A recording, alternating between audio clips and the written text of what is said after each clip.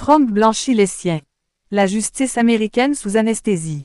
Ils ont voulu que personne ne le voie. Ils ont agi dans le silence des couloirs du pouvoir, là où chaque note de service se transforme en arme politique. Mais parfois, le silence cache des vérités trop lourdes pour rester enfouies. Ce soir, dans Trump blanchit les siens. Quand la justice américaine tombe dans le coma, nous vous émenons au cœur d'un système qui chancelle, d'une Amérique où la justice semble désormais choisir ses coupables et ses innocents.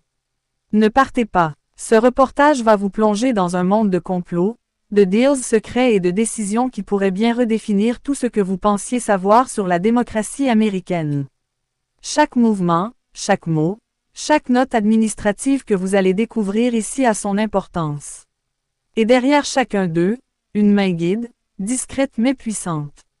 Avant de vous immerger dans ce mystère, prenez un instant pour aimer cette vidéo, vous abonner et activer la cloche de notification. Sur le point os, nous ne servons pas la politique tiède. Ici, on vous la livre bouillante, épicée, pleine de rebondissements et sans filtre. Parce qu'au fond, si la vérité fait mal, autant qu'elle réveille. Restez avec nous. Ce que vous allez entendre n'a rien de banal. Partie 1. La justice qui marche à reculons. Mesdames et messieurs, on croyait que la justice américaine marchait droit comme un soldat en parade à Arlington. Mais depuis que Trump est revenu souffler dans les oreilles du système, la justice là, a commencé à danser le moonwalk.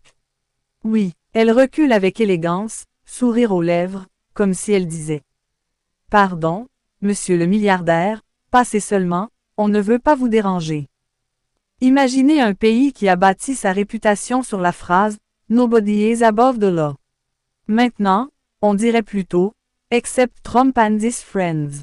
On parle ici d'un homme qui a réussi à transformer la justice en un buffet à volonté. Tu choisis ce qui t'arrange, tu sautes ce qui te dérange. Les procureurs deviennent des serveurs, les juges des figurants, et le peuple, simple spectateur d'un théâtre où la morale a pris congé sans date de retour. Et quand les siens, ses amis, conseillers et anciens ministres trempés jusqu'au cou dans les scandales, se retrouvent menacés par la justice, Trump dégaine son arme favorite. La grâce présidentielle. C'est devenu comme une promo de fin d'année, 3 condamnés blanchis, un 4e offert. Les Américains, eux, regardent sa bouche ouverte. Mais, c'est légal ça? Et Trump répond tranquillement. Bien sûr, c'est écrit dans la Constitution.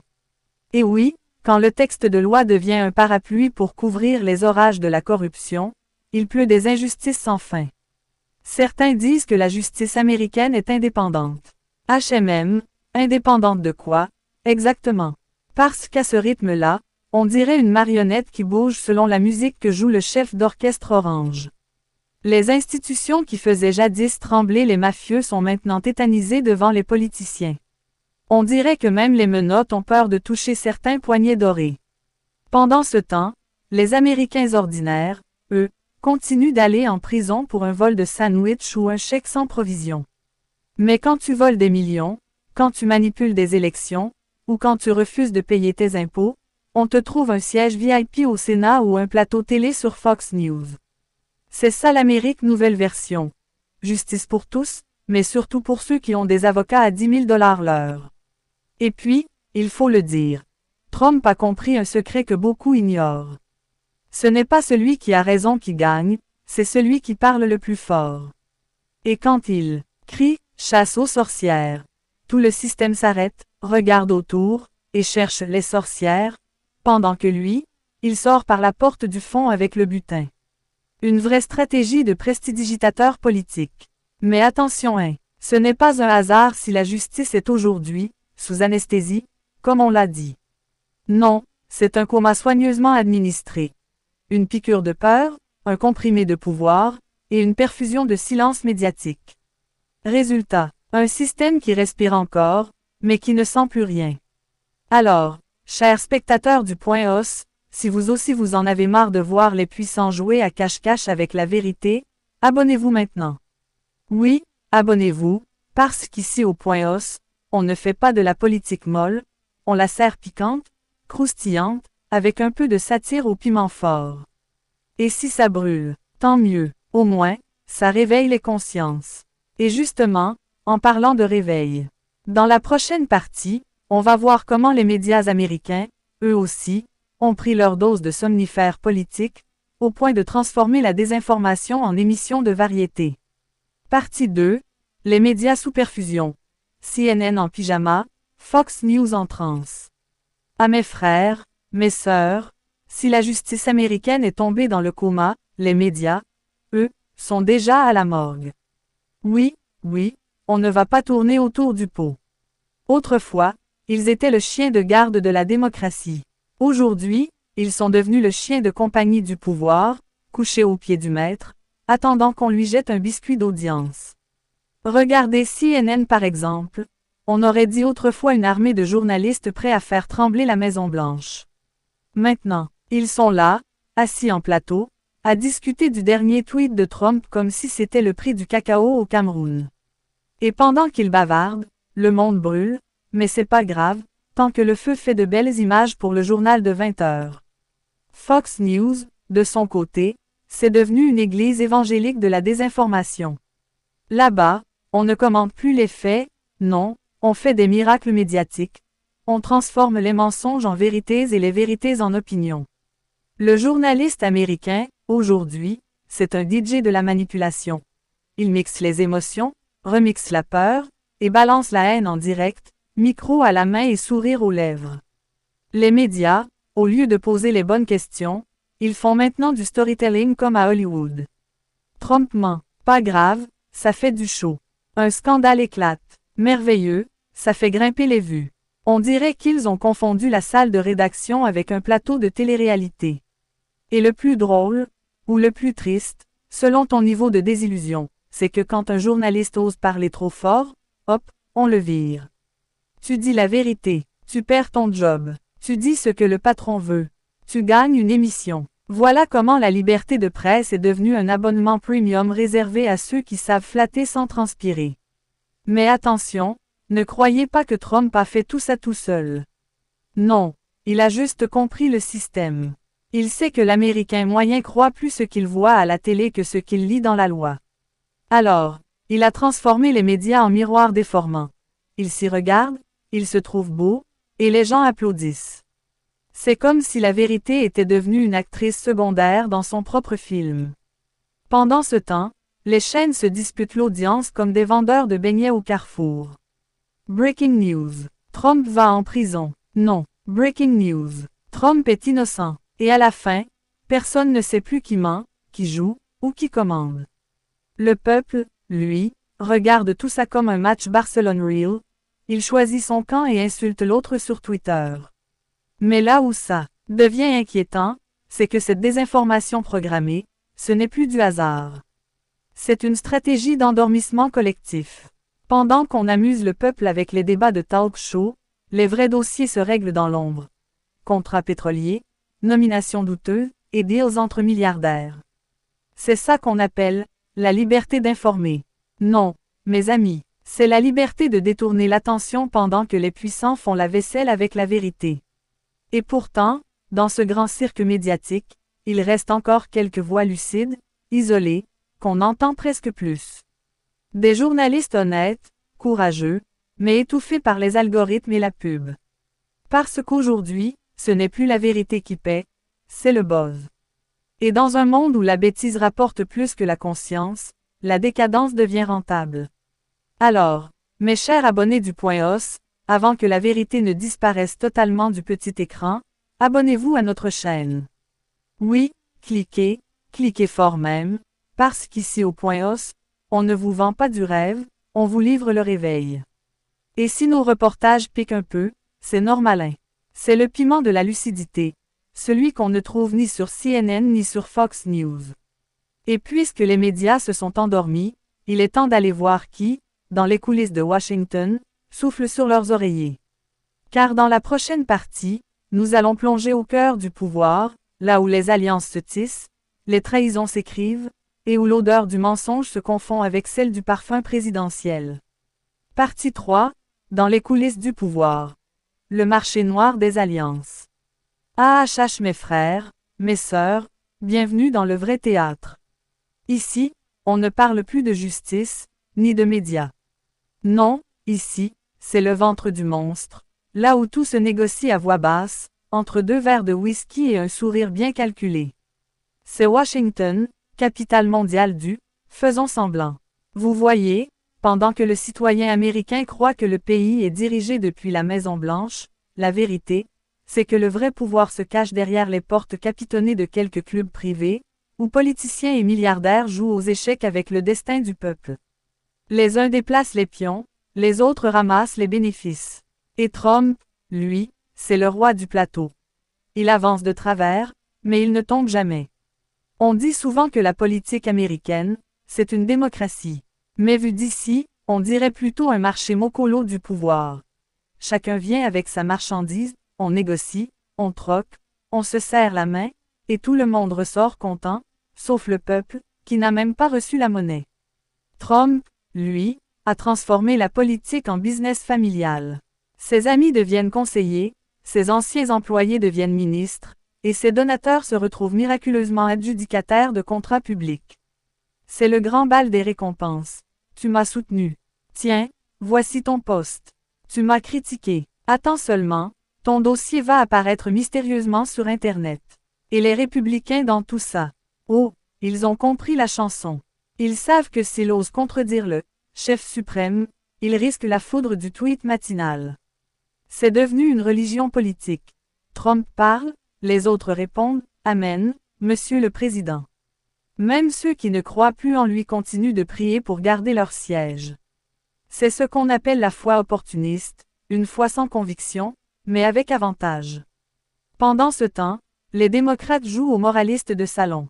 Ils dénoncent le système, ils promettent la transparence, mais derrière les rideaux, ils font la même danse. Parce que, dans ce grand cirque politique, personne ne veut vraiment éteindre le feu, tout le monde veut juste chauffer sa marmite. Et au milieu de tout ça, la justice qu'on croyait indépendante, les médias qu'on croyait vigilants, deviennent de simples figurants. Tout est calculé, chaque mot est pesé, chaque silence est tarifé. Même la vérité, désormais, a un prix au kilo. Trump, lui, observe tout ça avec ce sourire qu'on connaît, celui d'un homme qui sait qu'il tient le pays par les nerfs. Il n'a même plus besoin de crier ou de menacer. Il suffit qu'il lève un sourcil, et tout le monde se met à genoux. Les sénateurs s'excusent avant de parler, les juges se raclent la gorge avant de trancher, et les journalistes relisent 10 fois leur script avant de prononcer son nom. Voilà comment le pouvoir d'un homme est devenu la peur des autres. Mais attention, ne croyez pas que ce pouvoir repose sur la force. Non, il repose sur le troc politique, ce commerce invisible où tout se paie. Le silence d'un procureur contre une nomination, l'appui d'un sénateur contre un contrat, le soutien d'un média contre une exclusivité. C'est ça, le vrai deal à l'américaine. Un mélange de promesses, de menaces et de sourires en façade. Et pendant que les puissants se tépent dans le dos, le peuple, lui, regarde, impuissant, avec la facture du rêve américain à la main. Mais le plus dangereux dans tout ça, c'est que cette corruption feutrée a fini par se normaliser. Les citoyens eux-mêmes ne sont plus choqués. Ils disent « Bah, c'est la politique ». Comme si la trahison était devenue un style de gouvernance, et la malhonnêteté, une compétence professionnelle. Alors, chers amis du Point Os, si vous pensez encore que la vérité se trouve dans les discours officiels, détrompez-vous. La vérité, elle est dans les coulisses, là où les micros sont coupés et les caméras éteintes. Et ici, au Point Os, c'est justement là qu'on va fouiller, dans les coins sombres où la lumière dérange. Alors abonnez-vous maintenant. Oui, cliquez sur le bouton, parce qu'ici, on ne caresse pas le pouvoir, on le gratte jusqu'à ce qu'il avoue. Et si nos reportages vous donnent parfois des maux de tête, ne vous inquiétez pas. C'est juste la lucidité qui monte au cerveau. Mais attendez, ne partez pas trop vite. Car si dans cette partie on a vu comment le pouvoir s'achète et se vend, dans la suivante, vous allez découvrir comment il se protège. Grâce à un système de sécurité politique digne d'un film d'espionnage. Menaces, infiltration, chantage. Oui mes amis, la partie 4 sera celle des ombres et des secrets. Partie 4, les ombres du pouvoir. Quand la peur devient un instrument politique. Mes frères, mes sœurs, là où la lumière du pouvoir s'éteint, les ombres prennent vie. Et ces ombres-là, aux États-Unis, ne se contentent pas de rôder. Elles orchestrent, elles dictent, elles effacent. Oui, pendant que le citoyen moyen regarde CNN en pensant suivre l'actualité, la vraie série se joue derrière les rideaux. Une série de menaces, de coups de pression et de manipulations à huis clos. Sous Trump, le pouvoir n'a plus seulement une voix. Il a des oreilles partout. Des juges qui reçoivent des appels discrets, des procureurs qui changent soudainement d'avis après une réunion confidentielle, des témoins qui oublient subitement ce qu'ils avaient vu. Comme par hasard, c'est comme si un vent d'amnésie politique soufflait sur Washington, et chaque bourrasque sent le parfum de la Maison-Blanche. Et vous savez le plus ironique, quand on en parle, les partisans de Trump répondent avec ce sourire moqueur. Fake news. Les médias mentent. Mais entre nous, si tout est fake, comment se fait-il que les vrais coupables dorment paisiblement pendant que les lanceurs d'alerte reçoivent des convocations à 3 heures du matin? Ah oui, là-bas aussi, la justice a ses insomnies. Sélectives. Trump, lui, a compris une chose simple. La peur, c'est le ciment du pouvoir. Il ne gouverne pas seulement avec des décrets ou des tweets, il gouverne avec l'intimidation silencieuse.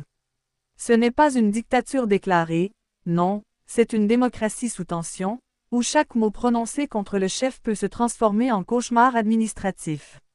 Regardez bien le scénario. Un procureur veut enquêter sur une entreprise proche de la Trump Organisation. Boum! Il reçoit un appel de « plus haut ». Un journaliste publie une enquête dérangeante. Soudain, ses impôts sont réexaminés par le FISC. Un sénateur ose dénoncer une dérive. Son financement de campagne est mystérieusement bloqué. Voilà comment on installe la peur tranquille, celle qui ne se voit pas, mais qui fait taire tout le monde. Aux États-Unis, ils appellent ça influence politique. Chez nous, on appelle ça simplement le coup de fil de la nuit. Et Trump, dans ce domaine, c'est le Mozart du téléphone. Il joue ses notes avec précision, sans jamais se salir les mains. Les autres exécutent la partition. Mais ne vous y trompez pas. La manipulation ne se limite pas aux menaces. Elle se fait aussi par la flatterie, par les promesses, par la carotte diplomatique. On offre un poste ici, une promotion là, un petit contrat gouvernemental pour sceller la bouche d'un journaliste un peu trop curieux. Et quand quelqu'un résiste, eh bien, on déterre soudain une vieille photo compromettante, ou un email sorti tout droit du chapeau. C'est ce qu'on appelle à Washington le « political reminder », une petite piqûre de mémoire pour calmer les rebelles. C'est ça, le vrai système Trump, un mélange de bâton, de sucre et de silence. Un art de manipuler les institutions tout en jurant, la main sur le cœur, America First. Mais au fond, c'est Trump First, America peut attendre. Et attention, cette peur n'est pas réservée aux ennemis politiques. Même dans son propre camp, les gens marchent sur des œufs. Certains républicains vous diront « Oui, on le soutient », mais à voix basse, ils ajoutent « Parce qu'on n'a pas le choix ». Ils savent que le premier qui critique ouvertement risque de finir excommunié du parti, oublié des donateurs, et blacklisté des médias conservateurs. C'est le prix du silence. Et tout ça, mes chers spectateurs du Point Os, se passe dans le pays qui se présente